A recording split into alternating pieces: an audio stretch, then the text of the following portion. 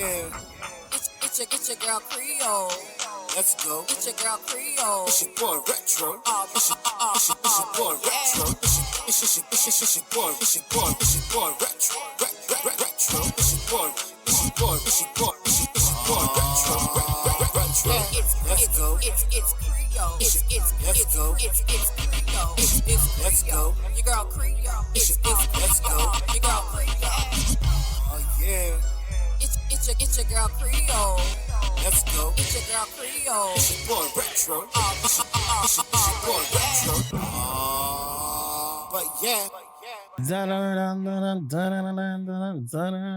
Welcome to another episode of All But Yeah.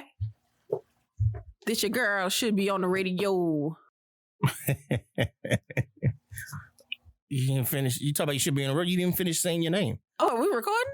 Yep. Oh. That's right. This your girl who should be on the radio, Creole Vixen. Welcome to another episode of All But Yeah. This is Colorless Radio. If you're too dark skinned, you can't listen. Light and above only. Brown paper bag test only. Brown paper bag test. If your ass go outside at midnight and you get lost, you're too black to listen to this. Because recently I was told half of my family really. Half of mine. So I was recently told I was a colorist. So I wasn't even gonna address that or be bothered with it. Oh no, fuck it. No, I'm addressing it for all the listeners. I want you to understand. If I came off to be seeming that I was a colorist, I am not. I'm far from it. But a listener pointed out saying that me and Creole, we were colorists because we was bashing the Megan Thee Stallion album, saying how we don't care for her music. I didn't bash it. I just said I didn't like it. I didn't even bash. I don't even think we bashed it. I wasn't even bashing it. I just didn't care for it, and it's just as simple as that. More props than another. It was no comment on her looks at all. Exactly. That's what I'm saying. We didn't say nothing about looks. Gorgeous. Oh yeah, man, she's a beautiful woman. She hasn't like been out since the Tory Lanez trial, and she stepped out for the first time at the Vanity Fair party for the Oscars. And she looked absolutely freaking gorgeous. I love this whole like big natural hair look, like natural look she's going for. I love it. I don't like her album. Like I still don't like her album. Well, I think she's a gorgeous woman. You can't like one. You gotta like the whole thing. If you don't like the whole thing, then you're a colorist. That's what I'm being told pretty much. So, can we fairly balance this out? No. Ice Spice is fucking trash. Now you're being a hater. Now I'm a hater? Now you're being old because she's young. Oh, so now I'm an ageist. Yeah, you're ageist now. Probably. You know, it's going to be something. It's going to be fucking something. It's going to be something, huh? You know, if I don't like Ice Spice, I'm an ageist. Yeah. It's not that I don't like certain artists. I would just say ageist. Yeah. I mean, I'm going to get shit about this once that person hears. Even though, like, literally every female rapper, probably except for Nicki Minaj, is younger than me. I see. Yeah, Cardi, Megan, this Ice Spice chick, Lotto, all of them are like 25. Like, Cardi is just turned 30. Nicki's like the only one older than me outside of 90s female rappers. You are ageist. I guess so. So I'm an ageist because I don't like Ice Spice. Yep. So we ageist, colorist, whatever the case may be. Fuck it. Just like Chris Brown is a colorist despite dating Rihanna. He doesn't like black women. Was Rihanna not black? Did I miss that? Did I miss that? Black enough. Oh, she's not black because she's from the islands. So that don't count. So she's not African American because she's from Barbados. Right. So that don't count. There's always some stipulation. It's always some shit. Always some shit. But that's the life you live when you're trying to, be great and be in the public eye. Fuck it. I wasn't even going to address it. Honestly. It's not nothing to address. I just wanted to throw it out there. Fuck it. It was thrown at me. I'm throwing it back to the universe. In the words of Chris Brown, whatever helps you sleep at night. That's it. So, like I said, if your ass is under the age of 36 and you are dark skinned, do not listen to us because we don't like you from what we told. Yeah, clearly said person doesn't know what our last podcast guest looked like. No. Not at all. Yeah. Apparently does not know that Jaren is like a 5'11" dark-skinned black guy. But okay. Don't worry.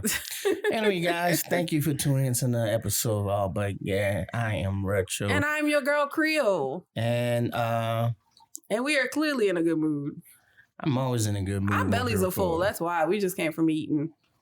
Yeah, that too. That definitely helps. But that's another reason why we got home. I was like, come on, let's record now before that itis kick in.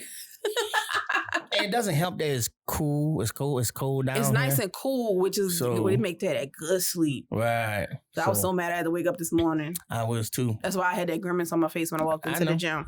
I know. Why you whining? I ain't whining. You got me up on Saturday. 7-something in the morning on a damn Saturday when I could be under my covers nice and comfortable and relaxed. I ain't trying to do this. See, next Saturday, I'm going on radio silence. I'm cutting. Don't bother me with nothing. Don't bother me with anything. Nothing. I just want snuggle and watch some movies or alone. TV or whatever. I don't want to be bothered with this extraness. But like I'll probably come by you and we just chill all day. Like I'm not trying to do anything extra. I don't even think I'm trying to do laundry. No, you got to do laundry. I do laundry during the week just so I don't have to do it on Saturday. I want my time. We all do, man. We all do. People always say, money don't buy you happiness, but money buys you time to do things that make you happy. So I don't care what nobody say. Being able to comfortably pay my bills and have something left over makes me very happy. So yeah, I know. In order to do that, I need money. So yeah, so technically money will give me happiness. Or at least it will give me peace of mind. Peace of mind is everything. If I didn't need money to literally survive, then yeah, I could be like, money isn't everything. But the people who say money isn't everything are people who have a shit ton of it. Exactly. It's millionaires and billionaires. So like, money isn't everything. It's like your bills are on auto pay. When was the last time you actually paid attention to bills being pulled out your account? Think I see 10 grand right there on in the corner. That's 10. You got money stuck in the corner. You walking around with a duffel bag with 100 G's in it. Like what? It's nothing. It's really not. It's really not. It's not a big deal. It is. Kiss my ass. Bastards. But anyway, you guys and gals, let's see. On the agenda, Oscars. Very peaceful, very mundane. They didn't allow much to happen. They acknowledged last year's slap briefly, and then they moved on. They moved on. Made a quick, simple little remark. I said, all right, we said it. Now we're moving on. We're not going to dwell on this. But I will say... A lot of history was made. More history was made, because a lot of history was made last year. We just got overshadowed by everything that would happen. So this is more your realm, so you can... do the recap because I'm probably gonna mess up stuff. When you say a lot of history, but you watched most of it with me, though. Saying, though. I mean, you know how my mind is. Well, Michelle Yeoh became the second woman of color to win Best Actress. Michelle, who? And the first Asian woman. Michelle Yeoh from. They consider Asian people of color. They're not white. But they're not black. But they're not white. But so that's why black. they're people of being color. Colors again. I'm sorry, y'all. But they're considered people of color. That's what's up. So she's the first Asian and only the second non-white person to win in history in 95 years. That's only crazy. The second to win Best Actress. That's crazy. Best Actress, y'all, because I know somebody's going, well, Hattie McDaniel won for Gone with the Wind. But that was supporting actress. This is lead actress. Only the second non-white person to win an Oscar for Best Actress. Only the first Asian woman. And the crazy thing is, has it been 20 years or nearly 20 years for this to happen because Halle Berry was the first one for Monsters Ball. That's how long ago. Wow. So Halle Berry was the first one. Halle Berry was the first one. That was 20 years ago. Nearly, if not 20 years ago, nearly 20 years ago, yeah. So you tell me between that time span, nobody else of color won Best Actress. No. Wow. Not Viola Davis. And there's been some because Viola Davis won Supporting Actress. Octavia Spencer won Supporting Actress. Yeah, like I said, Hattie McDaniel Supporting Actress, but not Lead Actress. Yeah, they'll hand that shit out for supporting, but the lead. So you tell me there's no, just them two, Halle Berry, Michelle Yeoh, and that was in about a 20-year time span. Because you know how old Monsters Ball is at this point. That shit old. And so, yeah, Michelle Yeoh. And I mean, Michelle Yeoh's been in the game for years. Right. Like Crouching Tiger, Hidden Dragon, and all that stuff. I mean, she's like really, really hitting her stride now with like Crazy Rich Asians and Everything Everywhere All at Once and stuff. But she has been in the game. She's been in the game for years. And then your boy won. And started out as a ballerina. I can believe that. She started out as a ballerina. I can believe that.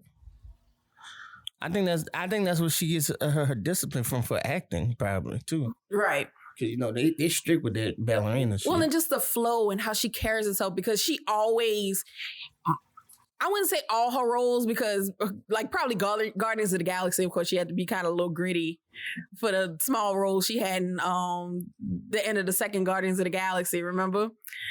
And then, but like most of the roles I see her in, she's mostly, or at least in Crazy Rich Asians, she's very stoic and very she carries herself really tall, and you know, so like you say, yeah, that ballerina gives her like the flow and the ease that she carries. Yeah, she's very like I say, she always like you say, she's just very always have a good posture. She always like carries herself. She's almost like the Asian version of Lynn Whitfield. You know how Lynn Whitfield like never plays. When have you ever seen Lynn Whitfield play like a grimy, poor person? Like she's always this stoic Southern belle that carries herself. Even when she's not rich, she plays rich. Like I never seen her portray that type of role. Like Janelle Monáe's character in Glass Onion, when she's like, yeah, we called the character Rich Bitch. Remember? She put on that rich bitch persona. That's Lynn Whitfield. Like, and I feel like Michelle Yeoh is the same thing. Like, she's just very like owns the room every time she walks in. No matter what the role is, she just owns the room. Look, man, I'm sorry, but like Lynn Whitfield and Angela Bassett, man, them things that would come up to me, Lord Jesus. And a lot of people's upset, talking about Angela Bassett, a lot of people's upset that she lost to Jamie Lee Curtis. But here's the thing about award season.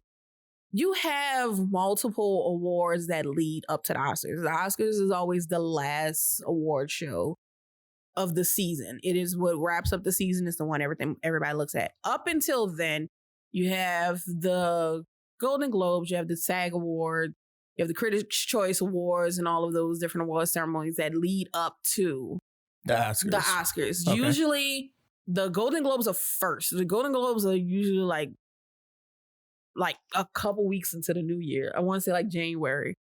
That's like the first big one, which Golden Globes is TV and film. And then Oscars is just film, obviously. And so I tell people all the time that usually you can get a gauge of who's going to win the Oscar based on who's been winning the other award. So as far as Michelle Yeoh, it was pretty much known that she was going to get Best Actress because she swept the award season when it came to Best Actress. Like she won the Golden Globe, she won the SAG, she won Critics' Choice. You know, same thing with Short Round. I'm not even gonna. Your boy, I know who you're talking about. You know what I'm talking about. Right. I'm not gonna try to pronounce his name because I'm gonna butcher it. And I've butchered it every time I've tried to say it. So I'm just going to refer to him as Short Round. But he's another one. Like it was pretty much everyone knew he was going to get the Oscar. He still was. And I'm so happy for him because we're going to get back to Angela Bassett. But I'm like so happy for him. Me too. because he just carried this excitement He did. of like a child He the did. entire season, because he was just relishing and enjoying being there, the accolades, the honor, because I mean, you gotta understand. he this- keeps saying that like he thought his career was done. Like he thought he was not gonna achieve the same success that he had as a kid Right. playing in Indiana Jones Oh, and playing in the Goonies. Goonies. Yeah. And even like his role in Encino Man when he was like a little bit older, but that was really kind of it. And so he thought like all this time for like decades, he's like, well, maybe I'm not meant to like reach that success anymore. And, the directors just kind of like pulled him, and here he was, same thing. He was like winning awards after awards, same thing. He won the Golden Globe. And I mean, he was in tears, because he was just like, oh my God, like I just thought my career was done. And I mean, and all this stuff. And I just thought, he just thought he wasn't going to get any work as an adult. And I mean, he is still like, I love it. His energy is still that of like an excited child. Like everybody else was just like, going to the awards, running. And he was just like, I'm just so happy to be here. And like just this morning, I was watching his glam bot from I know who you're talking about. from the I know who you talking about, old boy. Yeah, when they do the glam bot, where the slow motion shot, he was doing that at the Oscars. Okay. And he was just like, oh, this is so cool. He's like, oh, can I just like run and jump? He was like, yeah. He was like, but you can't do like a full run. He's like, you just gonna have to like take a couple steps and just leap over the mark. And he was like, okay, yeah. He's like, just give me the cue. And he told the guy, he's like, when he take his first step, start the shot. And sure enough, everybody else has like these, I'm gonna have to show it to you, but like everybody else has like these glam shots where they like swing their hair over their shoulder and like, just really turning the camera in these like subtle moves. And him is just like a picture of like a video of him just like in slow motion in midair, like jumping and smiling. And it's the cutest thing. I love it. Like I love his energy. But he won all season. And so it wasn't really a surprise that he won, even though it was still a surprise to him that he won. But everybody pretty much, everybody was like, lead actress, supporting male, supporting actor. Those are like in the bag for them too. But as far as the lead actor category and supporting actress category, they kept bouncing all season. So it was a bounce between, for a supporting actress, it was bouncing back between Angela Bassett and Jamie Lee Curtis. Okay. Because if I'm not mistaken, Angela Bassett won the Golden Globe. Yeah, Angela Bassett won the Golden Globe for Wakanda Forever. But Jamie Lee Curtis, I think, won the SAG Award for Everything Everywhere All at Once. And I think Critics' Choice Award maybe went to Angela Bassett.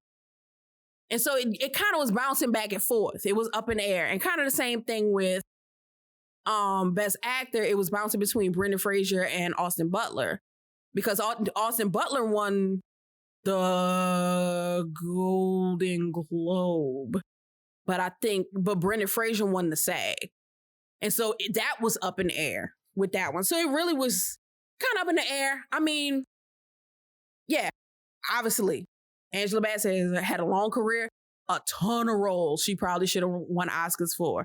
Malcolm X, what's love got to do with it? Oh, jeez, come on. Definitely. Not saying she don't deserve her flowers, but I Does also she have don't. any Oscars? She does not. That's crazy. She has no Oscars. And, but also I don't want to take away from Jamie Lee Curtis though. Like I'll put it to you, I'm happy for her. I haven't seen Everything Everywhere All at Once yet to be like, to be like, this is why I see why she got the Oscar. She didn't deserve it and her role wasn't that good. So I wouldn't know. I have been hearing that if it wasn't Angela Bassett, it should have been the girl who played Michelle Yeoh's daughter in Everything Everywhere All at Once. I have heard that, but I'm not going to take it away from Jamie Lee Curtis. She has also had a really long career. And you know how the Oscars is too. They also are like, yeah, they've been around for a long time. I think it's time to give it to them. And so I really think the same thing might happen to Angela Bassett. It's just not going to be for Wakanda Forever. But she did her thing in Wakanda Forever. Like, exactly. she... because not give enough. Because Wakanda Forever, like, the thing about that is because they had to pretty much reset the whole thing, there wasn't as much action in it, which a lot of people complained. But like I was saying to a coworker, you bald-headed devil. You bald-headed demon. Demon, yeah. I love it. But you pretty much got a second origin story. Because whereas like normal Marvel movies, you have your first movie to set up the origin in the background. And then the second and third could be all action because we've already established your hero. We had to reestablish a whole setting because we lost Chadwick Boseman. So now we have to pretty much do a whole brand new origin story of, okay, well, where is Wakanda now that their king has died, and who's the next Black Panther and all this stuff. So pretty much it was a Shuri origin story all over again. So that's why you didn't have much action. But with that, with you having less action, it was more acting from all of the characters, which they all killed it. Right. And Angela Bassett was amazing. She was. Amazing. She was. You know, I don't know. Has Angela Bassett and Lynn Whitfield ever been in the same movie together? Ooh. Huh. I don't think so. I mean, shit, is there room on the screen for them too? Because, God, we need one. Though. We need one. Because that shit would be so explosive. I don't think they have one because if it did, I wouldn't remember. Yeah, I would have heard about it. You definitely would have remembered because could you imagine if like they both played parents of like, even if it was like a rom-com, just them as mothers of kids getting married, like in Jumping the Broom. You know how contentious that mess would be? And just how strong on screen, like you say, if it would have happened already, you would know. Like you would remember it.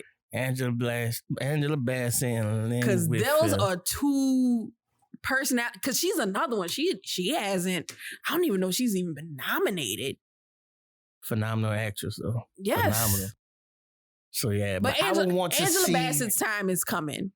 I wanted her to win, but Angela Bassett's time is coming. I truly believe Angela Bassett's time is coming.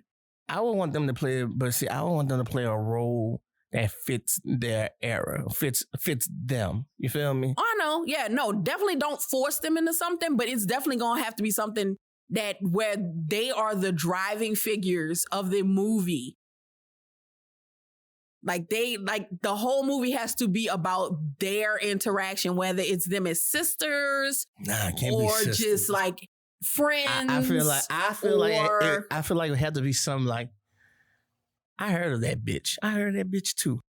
And then they find, like so they really just don't, yeah. So you're the, and they're like, so this is who such as I heard about and Now, what kind of storyline? I don't know, but I need a movie with both of them, and I'm telling you, because there's actually a movie on Netflix with Sandra Bullock and Viola Davis, and I saw one clip from that movie where them two are going back and forth.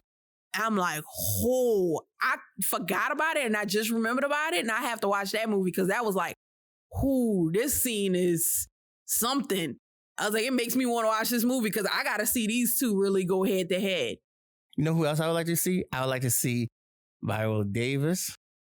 You know, let me stop saying this because I'm probably going to get put as a colorist. This is not being the colorist, but this is just, I think, people who's acting compliments each other and thing. But Viola Davis and your girl from... let me think. Shit. You ever saw Funny Valentine? Funny Valentine? No, Holiday Heart? Yeah, you talking about, I know you talking about Alfred Woodard. Her. Yeah, absolutely. Yeah, Alfred Woodard is another one that people sleep on. Her. Wonderful actress. I mean, Crooklyn. Oh, yes. Like, yeah, no, a lot of people sleep on Alfre Woodard too, but she's another one that deserves like her flowers too. That's a Ricky movie right there, Crooklyn. Yeah, Alfre Woodard is another one. Exactly. But as I was talking with my sister, one of them who was talking about the whole Oscars thing, I said the Oscars aren't made for us though. No, it's not. It's not. Just like the Grammys and stuff, it's not made for us, which I hate. And me, you was talking about that the other day when we was going to the gym. I hate that. I honestly, I feel, yeah. I we was talking about, how I would feel if I was to win a Grammy. I said, yeah, it's a well-known award amongst everybody, amongst my peers and whatnot. And, I'll be excited, but I wouldn't be as excited because it's like, my perfect example is Byron McKnight. Man, Byron McKnight made beautiful, wonderful songs. Never won a Grammy. Not one Grammy. And don't get me wrong, the era where Brian McKnight was coming up, there definitely was talent. There was talent. There's a lot of talent. There was a lot. But it just amazed me. And I'm like, and I feel like the proof is in the numbers. What those album sales look like? What them concerts look like? And that's what Eddie Levert said. That was one of the heartbreaking things about Gerald Levert that he feels like he never realized before he passed was that he wanted the superstar status of like some of like the bigger names. But he was like, he said he couldn't get through to him in his mind. And Eddie Levert is a freaking legend. Still selling out stuff. Whenever the OJs do something, everybody's there. But he said he couldn't get his son to understand that what's more worth it is having your constant, loyal set of fans. Yes, I know as long as you have your consistent, loyal set of fans that will pack, whether it's a stadium, an arena, or even just a decent-sized theater side. As long as you got them, you are good. You will always be making money. You will always be good as long as you have that loyal following of fans. Yes. And that's the thing. And that's what I would rather, and I told you this. I would love to travel a tour or everything. But if I had a solid fan base where I can go to Jazz Fest and they'd be there, or like you say, the arenas or whatever, that's piss on the Grammys. Yeah. I'm the type of musician, I don't care about the awards. I want the connections with the fans and people. I want where people be like, what? He's coming out and playing. He hasn't played in 5 years. Yeah, I'm coming to this show. Like I said, Tank and the Bangers, like, they've been Grammy nominated now, but even before, like, they really, really took off, they still were touring because they had their loyal group of people that followed them to whatever festival, whether it was overseas or wherever. And wherever they did a festival or a concert or whatever, because they haven't done arena tour or anything like that yet. Right. But they have their loyal following who will pack the Orpheum and this festival and that festival and whatever and will follow them. They have their fan base that follows them. And that's all an artist could really ask for. Man. Now, I'm about to tell you now, you about to be mad at me, but I don't care. This music stuff about to be picking up. That's fine. And I told you that. It's about to be picking up. Like I said, and you don't have to be selling out arenas. Like, you can just have your loyal fan base. Like I said, I'm looking at Neo and Chris Brown and all of them like that, and they talking about, oh, well, this award show don't want to invite me, and this award show don't want to invite me, and my record label talking about I'm not what's popping right now. And it's like, bruh, but the minute they go on tour, the minute they got a concert, you can't get tickets. Yellow. Chris Brown is in Europe and every single date is sold out and was been sold out. But you say he hasn't performed over there in what, like 13, 17 years or something? About 13 years. 13 years. So there have been people they've been waiting. Listen to his music. He did 5 shows in London. 5 separate shows in London and they were all sold out. He did like 2 or 3, because he did like at least 2 in each city he went to. He ended up, because London was selling out so much, he ended up doing 5. I think he did 3, and then he added another 2 on the back end of the tour. So he's doubling back to some places because he had to add extra dates. I feel like, and that's the loyalty you want from your fans, whether you're considered the international superstar or the big name. Just because you're not as big as a Beyonce, if you got your loyal fan base that wants to see you and will fill no matter what size venue you go to, you are successful. I feel that I feel that, I'm trying to see how I can put it. So I feel like fan bases overseas and local fan bases are 2 different type of fan bases. I agree. I feel that the fan bases overseas really enjoy, they're really there for your music. Yes, because they're like, if you're an American artist, they feel like they are very blessed that you are offering up your time to come and be overseas and away from your people for 2-3 months. And the performances, it don't have to be this big coliseum with fireworks in it. It could be just you and your band, and they will be there because they are really there for your craft. Mm-hmm. And that kind of goes back to where I was going to say with Beyonce is more of, I think what it is, people want to see what her shows are going to be.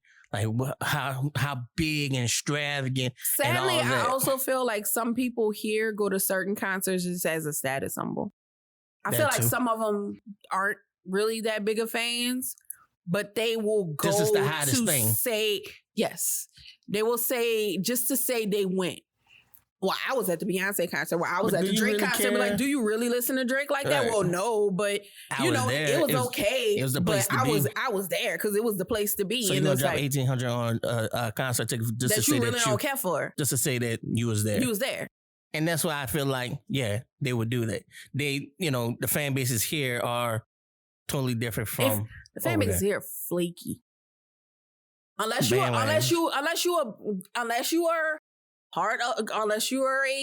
a stan, as they call them. What's a stan? Like the song stan, the crazies. Oh, okay.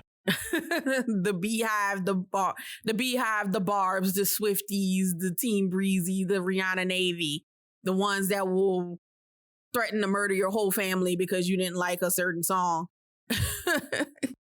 Like, you know, but other fans are like really flaky. Like one little small wrong move and then all of a sudden everybody's like, you're canceled. You're canceled. I don't like you. It's like, you were not really a fan. Right. You can be disappointed in somebody's decision, but to completely be like, I don't like you anymore. You're like, oh my God. You know? Yeah, that cancel. But like going back to the Oscars, like Viola's gonna get her. I mean, not Viola. Angela's gonna get her time. Oh, if you don't, baby, Oscars, don't worry about it. You a wonderful actress, baby. I appreciate all your work. The way the Oscars work, what's gonna be sad is she's gonna get it for a role that everybody's gonna like, she could have got it for something way better than that. Exactly. And it's always like that, though. That's the sad part. Like with Halle Berry. Are you serious? For fucking Monster Balls? Monster Balls. Are you serious? Monster Balls. It's not Monster Balls or it's Monster Ball? It's just Monster Ball. Whatever, fuck. Monster Balls, ball, whatever. I don't even understand the whole purpose, the title of that fucking movie. Monster Balls, I'm sure, is like a porn remake.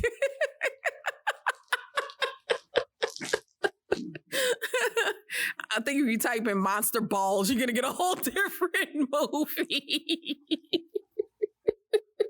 Let's see. Hey, that isn't Halle Berry and Billy Bob Thornton. The fuck? But I mean, let's be real. Denzel Washington won it for Training Day when everybody knows he probably should have got it for either Hurricane or Malcolm X, especially Malcolm X. But he got it for Training Day.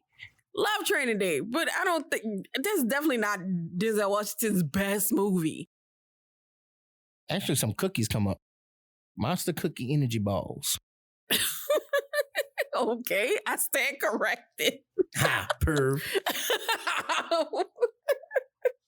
But no, he should have won from Malcolm. Man, he should have won from Malcolm X. He definitely should have won for Malcolm X. I thought that when I saw Malcolm X, I'm like, damn, they filmed him before he got shot because I really thought that was Malcolm X. That shit was good. Yeah, and let's be real, Leonardo DiCaprio. He should have got so many movies. He should have got it for besides Revenant. I'd even gave it to him for Django. Facts. For real. He could have got it for that. Did Forrest Gump win Oscar? Yeah. Let's see. So the other day, while under the influence, I was watching Forrest Gump. And I'm like, yeah, find out if he won that shit. Because if he won an Oscar for that shit, it's bullshit. Yeah, he won Best Actor in Leading Role. And it won Best Picture.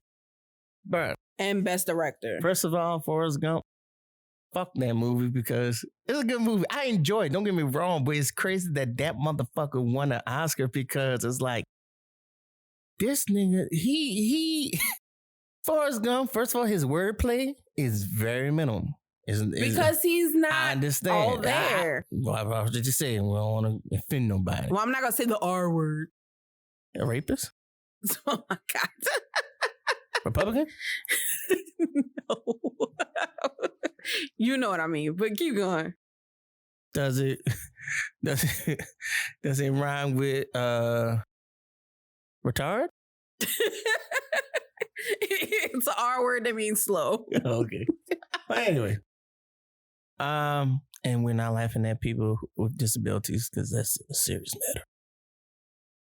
But yeah, I understand what you're saying. You know, what his character portrayed, but it's just like you have to really, and maybe you need to be under influence to watch it, but you really have to see the simplicity of this fucking film. I feel like everything around him was doing 120 miles per hour, and this motherfucker was doing 25, and he managed to live. He managed to survive. Yeah. You don't understand. But that's the beauty of the character is that everything is everything is simple to him. Like, go rescue Bubba. Everything is going crazy and wild. He could get shot and you like, oh my God. But he was just like, I gotta go get my best friend. It just was that simple to him. That's bullshit. Because life does not work that way. But it's bullshit. But for some people who are like that, it just is. Life is just that simple. And that's just the whole premise of it. He's just this very cut and dry, like in his mind, life isn't that complicated. You just be a good person, you do good things, and that's it. That's it. I mean, this motherfucker went to school, graduated from school, guy from the army said, hey, you should join the army. And what he says, okay, yeah. Join the army, meets Bubba. Bubba said, hey, Forrest, we should go and once this is all over, let's go in the stripping business together. Okay, that sounds like a good idea, Bubba. But like you say, he had to go rescue Bubba. Bubba, he get, the whole thing happened. He did some run, Forrest run. He peeled out. Like, oh man, I left Bubba. What he does in his mind, like you said, I'm gonna get Bubba. Just simple. I gotta go get my best friend. They shooting, things exploding. It don't matter. I gotta go get my friend. He just has this one tunnel vision. I left Bubba. I gotta go get my best friend. And he just go get him. Just that simple. Pick up Lieutenant Dan. Yeah. All that shit. Same thing. He in the hospital with Lieutenant Dan. Lieutenant Dan's all bitter and stuff because he lost his legs. And he should have died on the field with his thing. He should have died. And that's what he think. And Forrest is just like, you should be happy to be here. Like, why? Like, why are you upset? Like, and while that's going on, writing letters to Jenny, ungrateful ass, that bitch. My boy, I mean, but once again, He didn't understand the complications of love. So therefore, All he it knew just is, was, I love you, Jenny. I love Jenny. Bitch, you I've showed me always nothing. loved her. I always will love her. She's sitting up here messing around and screwing any and everything walking. And he's just like, I love Jenny. Jenny showed me her titties. I love her. I love you, Jenny. Thank you for that. Them titties helped me get through a lot. So he does all of that. Then he, like I said, gets out the war and shit. He learned how to play ping pong. Learn how to play ping pong. He ran across the Ran country. tour, ran country. Remember, he just was running across the country. Everybody following him, thinking he's doing this big thing, and he just stopped and he goes, "I'm gonna go home now. I'm tired." And everybody's like, "So what was the purpose of this?" And he just he helped two motherfuckers begin their business ventures. One motherfucker with a bumper sticker, shit happens. He's like, "Whoa, you just stepped in a big pile of dog shit." And he said, "It happens." And they're like, "Huh, shit happens, bumper sticker." And then the dude wanted to get a picture of his face upon his shirt, get splashing with mud. He said, "Here, nobody used the yellow one, gave him that." Smiley face. Like, come on, get the fuck out of here. Get out of here, Forrest Gump. Get out of here. And he infringed on the whole Watergate shit. Was it Watergate? Yeah, it was Probably, Watergate. He's like, "Yeah, they got somebody with some flashlights over there. I don't know what's going on. They might need a light bulb. Could you go help them?" He met the president, showed him his ass. does say he was shrimping with Bubba. He wasn't shrimping with Bubba. Bubba was dead. Oh yeah, that's right. But he fulfilled Yeah. Bubba's Yeah. wish.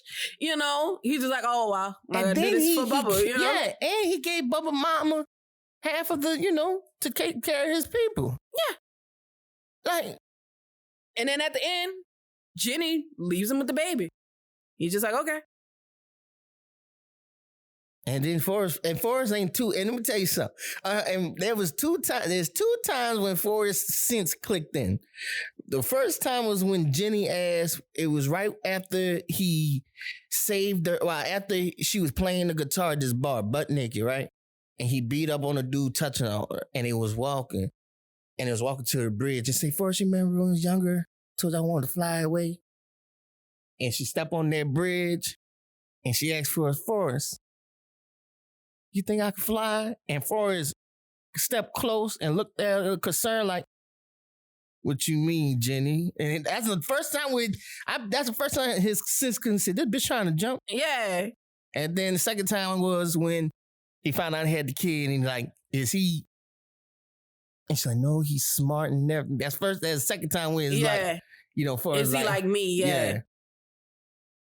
It's a good movie. I'm not gonna lie. I'm not taking away from the movie. Forrest Gump is a great movie, but I'm not. Forrest is. But you shit. also like watching. You just like Forrest is just the most like cut and dry person. Look like, at Rain Man. Rain Man. I don't know if that shit won anything. Because mind you, if y'all saw Tropic Thunder, I mean, shit, that's like Blazing Saddles of racist in our time. That's the closest you're going to get to a Blazing Saddle. Yes, best actor Dustin Hoffman, best picture, For real? best director, best original screenplay, best original score nominee. Wait, nominee or he won? No, he won. Dustin Hoffman won. For Rain Man. Yeah. Okay. What's Eating Gilbert Grape? No. Radio. Oh, absolutely not. Didn't win shit. No, I don't think so. Now, ain't that kind of fucked up, y'all? Pretty sure that was more Razzies. That's fucked up. Nothing, huh? Nothing's coming up. See, now ain't that some bullshit? But Cuba Gooding Jr. won Best Supporting Actor for Jerry Maguire. Jerry Maguire. I'm not talking about that. I'm talking about radio. No, he didn't win for He radio. won nothing for radio. I don't see nothing for radio. When a white man plays a person with mental disabilities, these motherfuckers win. You throw a brother in the mix and then like... But if you remember in Tropic Thunder, I'm trying to remember who he said tried it, did it, and didn't win. Because he named Forrest Gump. Forrest Gump. He said Eating Gilbert Grape. He said Rain Man. And he said something else. And he said because he said you never go full. You never go full R word. And he was like, ask so and so. He went full R word and walked away empty handed. Damn, what was it? Now we're gonna have to pull up that clip and find out what he said. Hold on. I'm about to pull it up now. And you know what? I never saw any movies with a woman portraying. No, I lie. Oh, wait. There's another movie I'm going to have you try to look up and see. Okay, I'm going to just play the clip. Like, y'all just have to be mad about what's being said. Hats off for going there. Especially knowing not to cat me is about that shit. Wait. About what? You're serious? You don't know. Everybody knows you never go full retard. What do you mean? Check it out. Dustin Hoffman, Rain Man, look retarded, act retarded, not retarded. Count two picks, cheated cards. Autistic, sure, not retarded. You got Tom Hanks, Forrest Gump. Slow, yes, retarded maybe, braces on his legs, but he charmed the pants off next to him and won a ping pong competition. That ain't retarded. He was a goddamn war hero. Right. You know any retarded war heroes? You went full retard, man. Never go full retard. You don't buy that? Ask Sean Penn, 2001, I Am Sam. Remember? Went full retard. Went home empty-handed. Damn! You're right! I forgot about that movie. You never saw that movie? No. Oh my God. So Sean Penn, fuck it, grab him down and say retard. I can say retard. Fuck what y'all do. And he was blackface saying retards. So y'all can kiss my ass. Sean Penn in that movie, I saw that movie. I liked that movie. But he somehow got some chick pregnant. And they had the baby. And the chick couldn't take care of the baby no more. So she dropped it off to him. And he's like full on really, really slow. Yeah. Like barely could take care of himself. I mean, they gave him a job like washing dishes at a diner or something. Mm-hmm. He always had like an oddball job. Yeah. But he was raising the hell out that daughter though. Oh, okay. And then they was trying to, the state or somebody noticed something happened. Cause like the daughter, of course the daughter was fine and she picked up what was wrong with her dad and stuff, but she didn't care because that's all she knew. That's her dad. And they was trying to take her away from him. And had a fight. He had to get a lawyer, and a lawyer did it. For I think it was Michelle Pfeiffer was his lawyer, and she did a pro bono for him. And yeah, you right. That was Is that the movie where movie the daughter like fake cries or like put Vaseline under her eyes and stuff, start crying? I don't know. On the stand, I saw a movie like that. I wonder if that was I Am Sam. I don't know, but I remember that movie and he didn't win shit. Because if that was the case, if that was that movie, I have a funny story like tied to that from high school, but we're gonna keep talking about it. But yeah, no, he's right. He's right. Like you don't go, you still gotta play somebody like humanely, that they are still a person. Yep. It was Michelle Pfeiffer. That was in 2001. Okay. I think that's the movie. Because I want to say there was like a scene, there was like a part where she was going to testify. Because did she testify? Yeah. And she kept, I want to say if that was the movie I'm thinking of, she kept sniffing the vapor rub. To make her cry? To make herself cry. I think it might have been that movie. And she had a whole group of them. Yeah.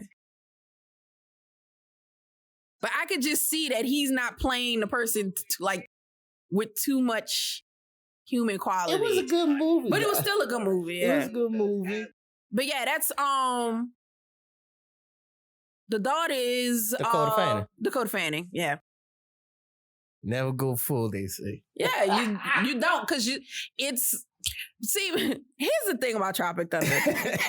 People don't understand like the true message behind like all of the offensive stuff in Tropic Thunder, because it's a commentary on how stupid Hollywood is when it comes to making movies and stuff. Because the whole joke about Simple Jack is the fact that you had this actor who's not really like a super serious actor. He's like this action hero, right, who barely mutters sensical lines in his movies, who all of a sudden want to take this like dramatic turn with no real training or anything, but they just threw him in there because he was like the big name actor and made him do this movie where he just completely just made a caricature of people with mental disabilities and was wondering why people hated the movie so much and just could not grasp the idea that everyone loves me. I'm the world's biggest action hero. Why nobody can't watch Simple Jack? And it was like, because you did like the whole character a disservice. Right. Because you didn't even try to train for this role. But you gave the generic fucking idea that this is how all people on that spectrum are. And it's not. And like he said, and Simple Jack thought he was smart. And you didn't play that part. You just played someone who's just completely stupid, like it was a comedy. And it was like, no, that's not how you do it. The whole Robert Downey Jr. playing a black person was a joke on the fact that they would rather hire a white actor to play a black role than to actually hire a black actor. So he go and it's a commentary on that, and also commentary on these method actors that go like to the extreme. I need that role. I need Robert Downey to play that character again. Yes. I need to see that character pop up in a movie. Because I forget it's him. Yes. He does it so well. And the funny thing is when he strips out of the blackface and the afro and stuff, he's still not him. He's this blonde-haired, blue-eyed Australian guy. Right. Because on top of that, he's not only just like a white person, he's a blonde-haired, blue-eyed Australian dude with a thick accent who's playing a black guy. And it was like and that's what Brandon T. Jackson like comments. He was like, they would rather go get an Aussie white dude to play a black guy, a black lead in a movie, than to actually hire a black actor. I mean, so they were making this movie they were trying to make this serious. The whole thing of the movie was they were trying to make this serious war film with an action star who's barely a decent actor, because there's a whole scene where he's trying to make himself cry and he can't, and Robert Downey Jr.'s character gets pissed. You have Robert Downey Jr., who's a blonde-haired, blue-eyed Australian who gets hired to play a black role and undergoes this full transformation because he's like the method actor and blah, blah, blah. And he like goes in blackface and everything else just to become a black character because they would rather hire him than to hire an actual black actor. Then you had the commentary on throwing rappers into serious movies. Right. And then you also had the comedian. A rapper who happens to be gay. Who happens to be gay. And then you also had the comedian. Who's on drugs. That they threw into the movie. And then you had the one guy who actually was dead serious about the movie, who was new, taking it serious. Well, yeah, he was kind of sort of an extra. Yeah. And so Tropic Thunder is just like a whole commentary on like just how absurd Hollywood was, or still is, really. Still is. But as far as like casting goes, because even after Tropic Thunder, there was a whole controversy of them hiring Emma Stone to play a role that was meant for an Asian woman.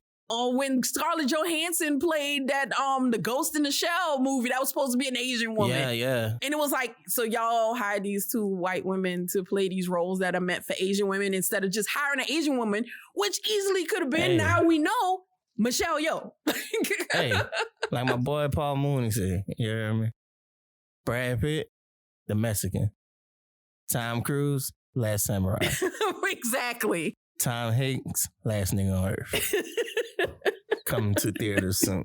Exactly. But no, to get back to Robin, I'm telling you now, please, Lord, let this happen. I need that, and I need Tom Hanks back. I need Tom Cruise back as Les Grossman. Yeah, I ain't joking about that. But I need Robert Downey Jr. to put on that character. I need to bring his ass down here, and I want to see if anybody recognizes him. See anybody and just see if he picks up, on the culture and shit. Like I would bring him to Daniel shit.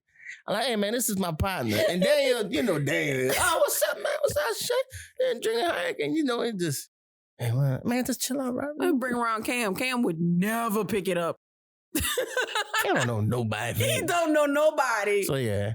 He could be in his house for 8 solid hours, eat breakfast, lunch, and dinner with us, and he would still never pick it up. And then when he sees the clip, like, man, that was Robert Downey Jr. the whole time. He probably wouldn't even remember his name. He was like, fucking Iron Man was in my house. Exactly. That's what you're right. He don't know names like me. I'm bad with names. I ain't gonna lie, but that nigga Iron Man was here. Man, why the fuck you ain't oh man. Damn. Yeah, I need him in blackface again. People would be so upset. Bitch. Because they got Gen Z people who are like, oh, because this movie, and everybody who's a millennial is like, shut up. I saw a clip. I think they asked him about that, about doing the whole blackface, and I think Robert said something about he called someone.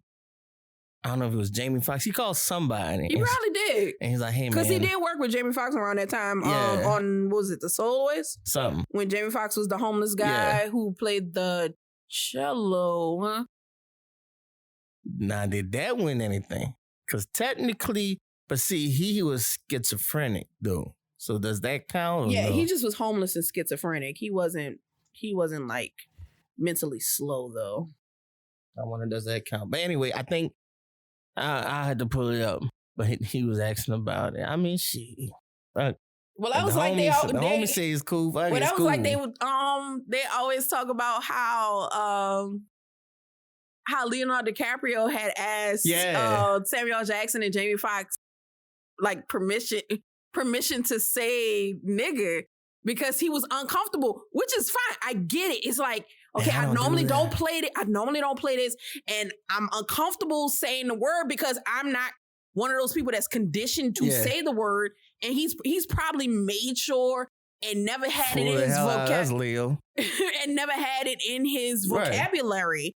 And here it is, like, now I'm playing like a slave owner, and I gotta be like, just throwing the words around, nigga. And they said Samuel L. Jackson was like, you don't say the goddamn word. They told him, said, look, man, we're your property. This is your property you talking to. Right. We're not friends. And that boy said he came in that next day, did that shit. They say he didn't even they say he just completely like snapped in the character and just stopped like talking to Jamie and Samuel like outside of like when they were filming, he like turned it on so he can make himself. And I have heard that. I've heard where some actors were like, it's hard for me to either hate people or treat people bad. So like I'm try to not separate myself. I try not to develop too strong of a relationship during filming. Right. And then they develop a relationship when they done filming or like when they doing the press junket. Because actually Ryan Reynolds said he did that for Amityville Horror. Because that was one of his first like serious turns. Right. And he was saying how he had to mentally prepare himself to be low-key abusive and he didn't really like slap around the kids, but I mean, he had to chase them and act like he was gonna kill them and all that stuff like that, and that's what he said. He just completely just didn't form a relationship with the kids. I think like enough for them to trust him in a scene, but not like, hey kiddo, how you doing? Because he had to be attempting to murder these kids, right. and I understand that. Like, it would probably be hard if you're that type of person who's always fun-loving, happy-go-lucky, respectful to people, empathetic, you know? So I could see how it'd be hard to be like, I'm nice to everybody. I don't mistreat my friends. I don't use the N-word ever. And now I got to just be throwing the N-word like crazy, you know? Shit. Damn, I would have loved to. That boy snapped to the point where he cut his hand and smeared his real blood on Kerry Washington's face. I think, is this really happening? But shit, man, that shit. I would love to have been like. So apparently it wasn't. I don't think it was nominated. Okay, just checking. Yeah, watch out for these motherfuckers. Yeah, I don't think it was nominated. Could you imagine? I would have loved to have been like. I would have loved to like did a skit with them, like you say, behind the scenes of Django. And like, yeah, we're all friends here, and they're like, and then you got Leo like, hey, hi. I would never say that word. Yeah, then you got like after that scene, Leo starts saying the word a lot now, and he's like rolling dice behind the trailer. Sep, give me my motherfucking money, nigga. And pick this shit up. And you know how they have bikes on the set and shit? He riding a fucking beach cruiser with a do-rag on. What's up, nigga? What the fuck? While Jamie and them like drinking like a martini and chilling and talking to the press, you know, like talking to like one of the press, like, oh, Jamie, I understand how it feels working with Leo. Oh, it's been a wonderful experience. And Leo pull up. What's up, niggas? Damn, that bitch got a fat ass. Whew. I got a video. That shit would be funny. I got a video saved on Instagram where the caption says when that one kid gets his 23andMe back and it says that they're 1% black, and it's Chris Brown from Freaky Friday saying, "What up, my nigga? Big ups, my nigga." You pussy ass nigga. Man, fuck y'all niggas, because I'm that nigga. Like he would have to, and it would be just like that. Leo would have to dress up like Will Ferrell from Get Hard. How he had the whole truck gear fit and everything. Either and he had the bandana on. That, or when he was thinking back to when he was the pimp on the other guys, yeah. When he had the knife and the Kangol with the gold teeth. Yeah. Yeah, I would love. I think that should have been so funny. That should have been funny. Definitely. See, I got a fucked up sense of humor. I laugh at racism. But look, whatever. Life is hard. You gotta have a sense of humor. It's hard being a millennial. Like I sent you that video of old boy. He was like, we don't have a midlife crisis. We just in a crisis. Have a break. I never had a break. I had yet to sit in. Life is rough. Like you gotta laugh at like some of this dark stuff. You got to survive, or you'd be depressed.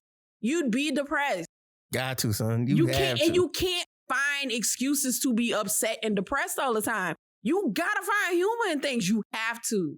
That's the only way you're gonna survive, is to brush certain things off. Like you have to pick and choose your battles. And I can't sit up here and be miserable. I gotta laugh and joke about some certain things. Are there certain things that should not be joked about? Absolutely. But there's like what? Because see, I have a sense of humor. I will find a silver lining in everything. Look,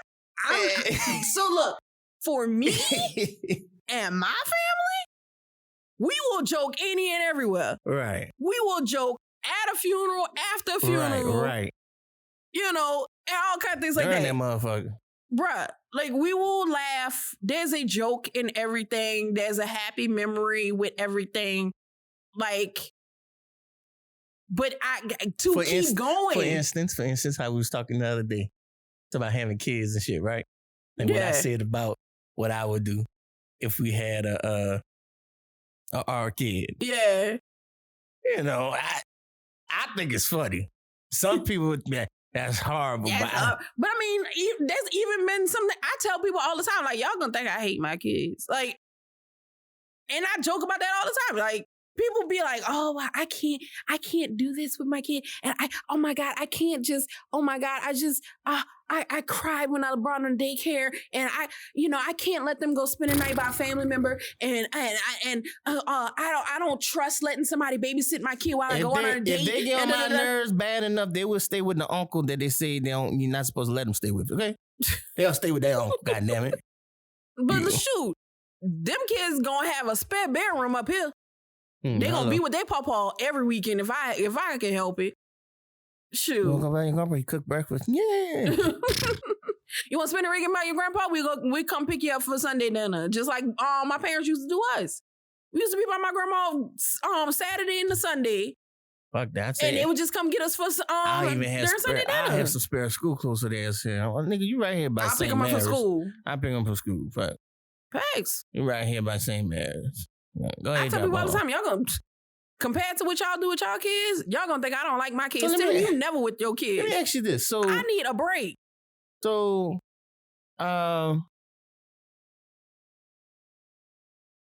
Greg the other day, he got Cruz. He got Cruz in soccer now. I said, damn, ain't the bitch was just in karate? And then you just signed for baseball? You're like, yeah, he's soccer now. And I'm like, does he like those things? Oh, I don't know. Has he expressed a like to those things? I feel like parents throw their kids in things that their kids don't want to do. So that's my thing. Like, I was talking to Cam, and I was like, I said, what you doing, man? I got another tournament thing. I said, man, fuck that, man. Like, I already told you, our kids better be good at what they do because I'm not spending all that money. But then also, I told him, I said, bitch, you got to go to every tournament? But I said, don't they have parents and other coaches there? Yeah, all right, fucking then, man. That's what the fuck they're there for. If you want to go catch a game or two, go catch a game or two. I used to go on band trips by myself all the time. That's what I told him. Man, my mom and me went on one motherfucking field trip with me growing up. Like, down home, we like, parents doing shit. There was very few parents, like, parents who didn't work, they would be there. All free during the day. Right. But shit, if I work, yeah, I'm at work. I'm at work. Where you going? Here's your money. Go your ass on your little trip. Greg, my grandma every used field trip cruise going, he's there. He's like, man, because I don't trust them because, they don't be really watching them kids. So that's their responsibility too. All right, I'm at work. All right. Come home, tell me how the trip was. Like, I really never wanted my parents to come with me on my trips. No, because you knew your parents weren't going to let you have any fun sometimes. My mom used to actually teach us how to sneak and do bad stuff. That one time she went on a field trip with us in middle school. Yeah, I remember you telling me she bumped old girl in the. Yeah, she pushed my classmate because they told us we couldn't go in the stove. So what happened was they told us. Your mom had some shit with her, boy. My mama taught me how to be sneaky. Never got in trouble. Never had a detention or demerit the whole time I was in school. But guess what? Best believe I did some stuff. But. But no, like in middle school, but here's the thing. My mom only came on that trip because this was when the IMAX had just opened and she wanted an excuse to go to the IMAX. Benefit off of her. Got you. Oh, I'm going to use y'all. It wasn't about coming with us. She was trying to go to the IMAX on a discount. I don't blame her. So she took off work and said, I'm going to the IMAX. Yeah, I will be that type of parent and be like, man, I ain't going to go there. But as soon as something like is out of town or some shit, where y'all going?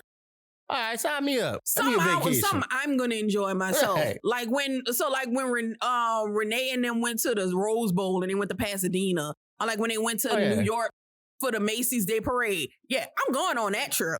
Oh yeah, they'll be like, oh, Mr. Jones, because I'm getting that group discount for the hotel room. Oh, Mr. Jones, we never see you. We're so glad to see you. I figured this was a big trip. Y'all needed more parents and all kind of things like that. Y'all really need some help on that. So are you gonna come chaperone when we go march the Martin Luther King Parade in Jackson, Mississippi? Absolutely not. No. Y'all see me for regular parade season, but not this. I ain't be at that one. Sorry for you, but no. But it's the truth though. And I already told you, with our kids with activities and stuff like that, you're gonna practice and you're gonna be good at it. I'm not dance class.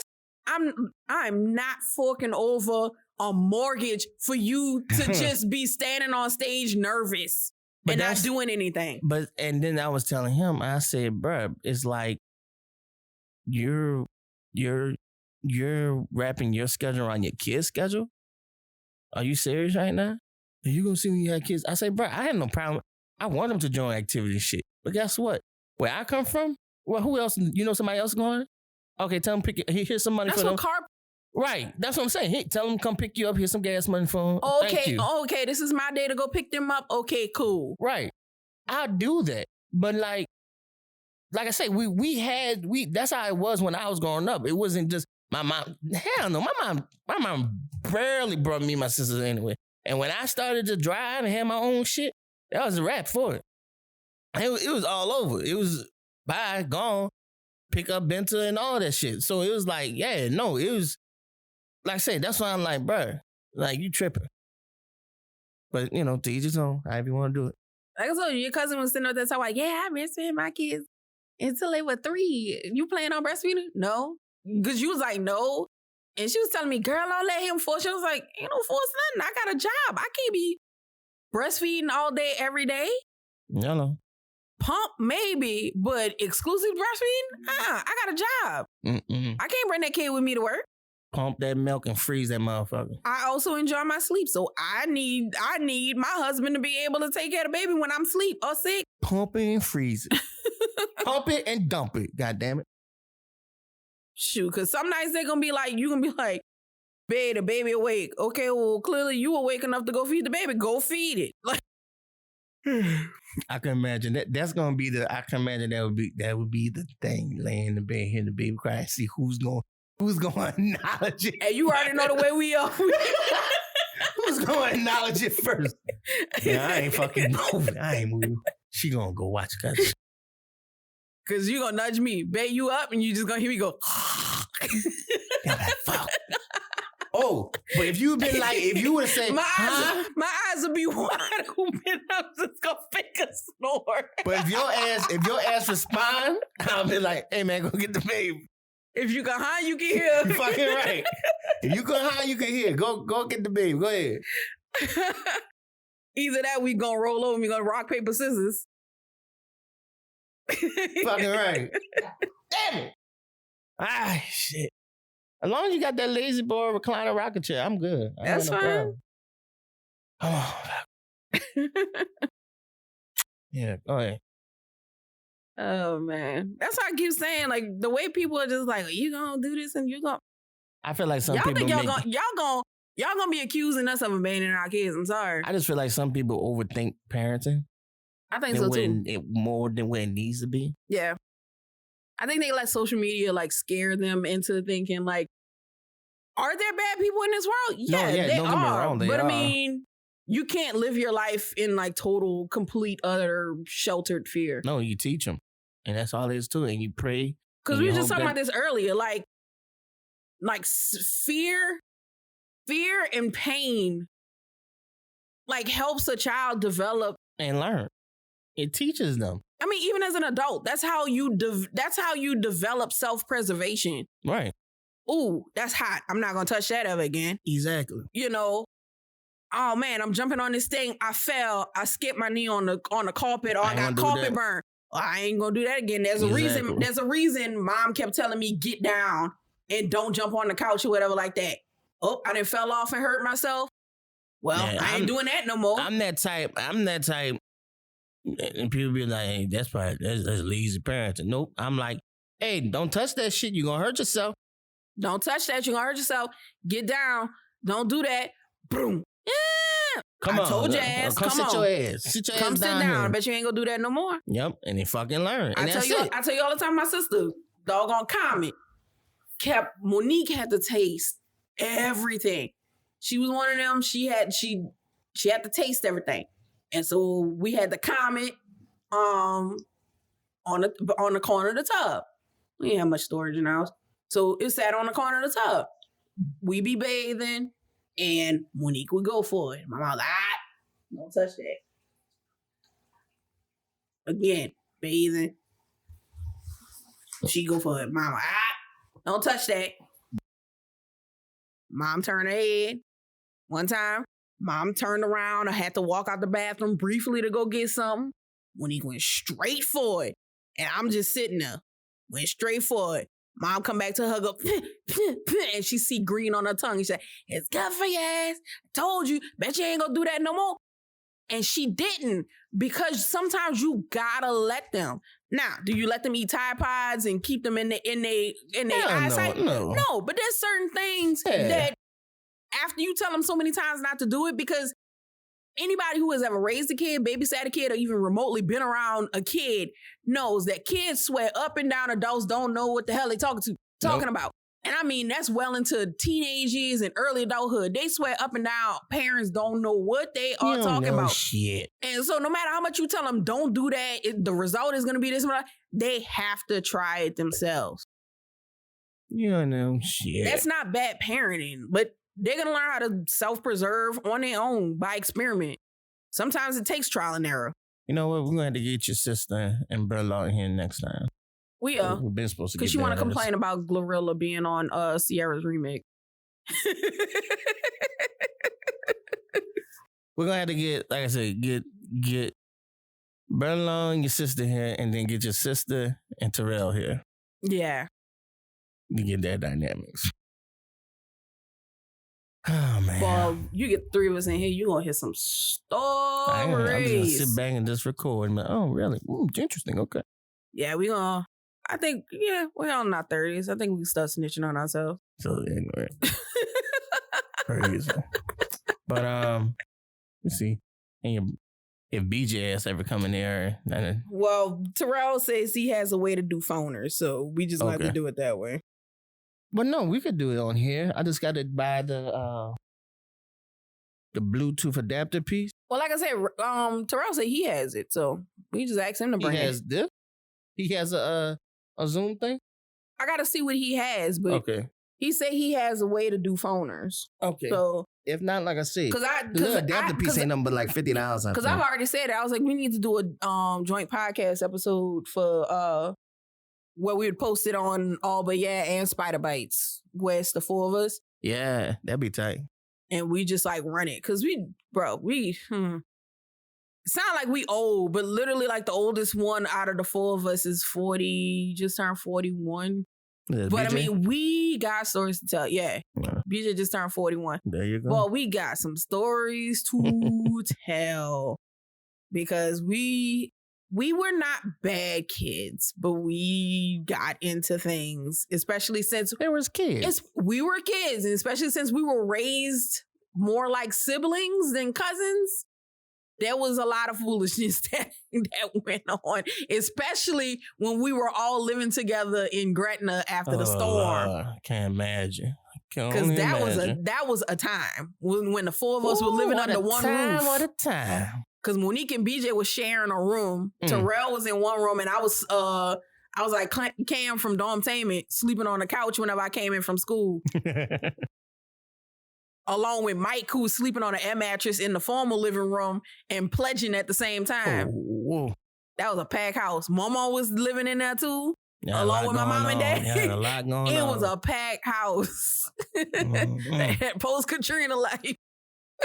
My only escape was school. But when I was in for Christmas break and summer break, deep in that thing. There was some craziness. Well, like I say, we say that for when they would get them all up in here. But you guys and girls, this is going to be another episode of All But Yeah. Another very good episode. I enjoyed it. It was very fun. So make sure you guys tune in, subscribe, listen, download, share it to your friends and family. Once again, we are not colorless. We're not ages. Oh my God. I'm not even acknowledging it. I just do not give a shit. But anyway, we love you all. We appreciate you all. Please keep on tuning in and listening. I am your host, Retro. And I'm your girl, Creole. And we out this biatch. Bye. Peace. It's your boy Retro. It's your boy Retro. It's your boy Retro. Retro. It's your boy Retro. Let's go. It's Creole. Let's go. It's Creole. Let's go. Your girl Creole. Let's go. Your girl Creole. Oh yeah. It's your girl Creole. Let's go. It's your girl Creole. It's your boy Retro. It's your boy Retro. But yeah.